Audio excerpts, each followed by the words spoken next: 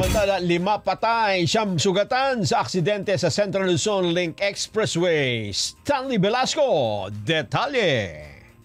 5 katao ang nasawi habang 9 sugatan matapos bumangga ang isang van sa concrete barrier sa bahagi ng Central Luzon Link Expressway sa barangay Baling Kanaway, Tarlac City. Nawalan umano ng kontrol ang driver ng van at sumalpok sa concrete barrier bago tuluyang sumadsad sa gilid ng kalsada.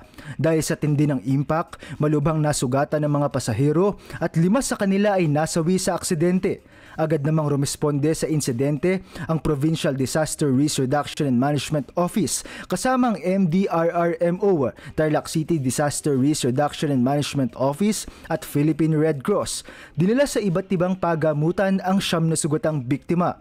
Samantala, pinapaalalahanan ng mga otoridad ang mga motorista na magdoble ingat sa pagmamaneho, lalo na sa mga high-speed expressway upang maiwasan ang ganitong trahedya. Mula sa Tarlac City, ako si Stanley Velasco para sa 100% Balita.